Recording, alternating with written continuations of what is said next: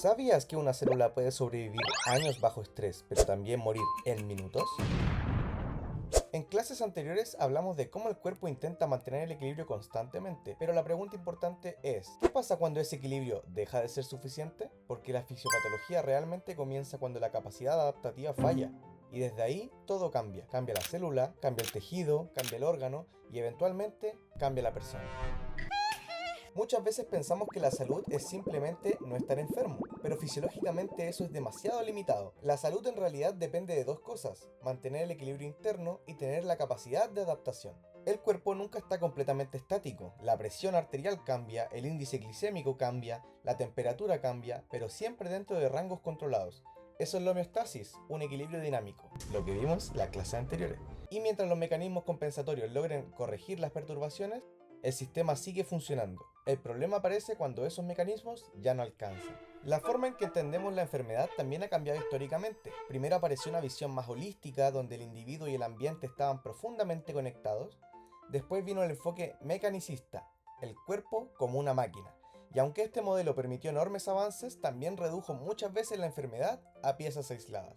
Actualmente hablamos mucho más de modelos multicausales y operativos, es decir, enfermedades que aparecen por interacción entre factores biológicos, ambientales y susceptibilidad individual.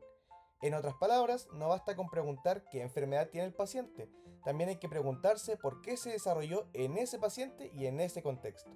La enfermedad no aparece de un segundo para otro, tiene una progresión. Primero está el periodo prepatogénico. Todavía no hay enfermedad, pero sí factores de riesgo generando condiciones favorables. Después aparece el periodo patogénico. Aquí la enfermedad ya comenzó, aunque muchas veces todavía no sea evidente. Y finalmente llegamos al resultado: la curación, cronicidad, secuelas o muerte.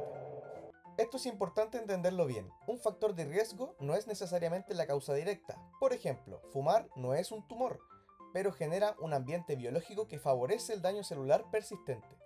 Y mientras más sostenida sea la exposición, más difícil se vuelve para el organismo compensar el daño.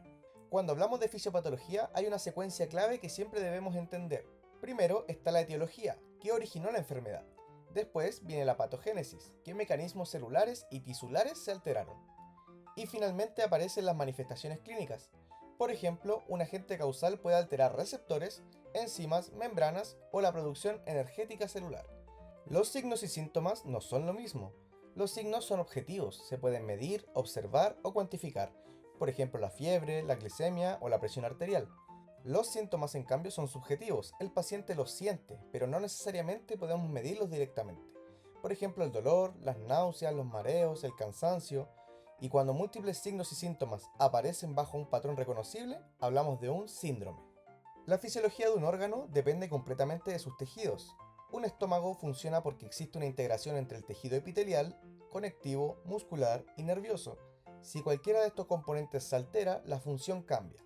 Por ejemplo, una alteración inflamatoria del tejido conectivo puede terminar comprometiendo la motilidad, secreción o integridad del órgano completo. No todas las enfermedades comienzan en la adultez, muchas parten desde el desarrollo embrionario. Si un órgano nunca logra formarse, hablamos de agenesia. Si las células existen, pero no logran organizarse correctamente, hablamos de aplasia. Si el crecimiento está alterado, disgenesia. Y si el órgano nunca alcanza la madurez funcional completa, hablamos de hipoplasia. Fíjate cómo cada etapa del desarrollo puede fallar en distintos niveles. Ahora entramos al corazón de esta clase. La célula normal vive en homeostasis, pero puede enfrentarse a una sobrecarga, agresión o estrés constante. Y frente a esto, intenta adaptarse. La adaptación inicialmente es útil, compensa, protege, pero tiene un límite. Y si el estímulo agresor persiste, la célula pierde la capacidad adaptativa y comienza la lesión celular. Los agentes de daño celular pueden ser extremadamente variados: toxinas, alcohol, radiación, traumatismos, hipoxias, infecciones, alteraciones metabólicas, etc. Pero aunque las causas sean distintas, muchas veces terminan activando mecanismos de daño bastante similares dentro de la célula. La célula no muere simplemente porque algo le hizo daño, muere porque se alteran mecanismos críticos para su supervivencia. Uno de los más importantes es la caída del ATP. Sin ATP, falla la bomba sodio-potasio ATPasa. La membrana pierde su gradiente electroquímico, entra sodio, entra agua, entra calcio y la célula comienza literalmente a desorganizarse. La mitocondria no solo produce energía, también decide muchas veces si la célula vive o muere. ¡Caso cerrado! Cuando la mitocondria se lesiona, cae la producción de ATP, pero además puede liberar señales proapoptóticas que activan la apoptosis, una muerte celular programada.